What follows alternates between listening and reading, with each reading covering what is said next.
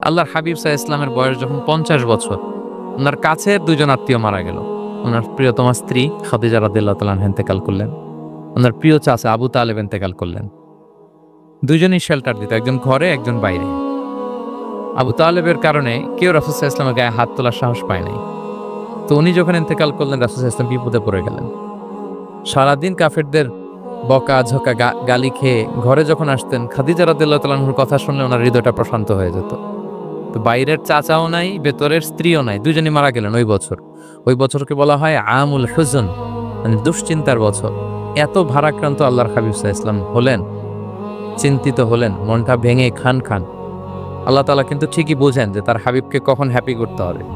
আল্লাহ তাআলা তখন সাইয়েদনা জিবরাইল আলাইহিস সালামকে পাঠালেন যে যাও, আমার বন্ধুকে আর পৃথিবীতে থাকার দরকার নাই, আমার বন্ধুকে ঊর্ধ্ব জগতের নৈশ ভ্রমণের ইনভাইটেশন দিয়ে আসো, মানে মেরাজের ইনভাইটেশন দিয়ে আসো। পড়েন সুবহানাল্লাহ।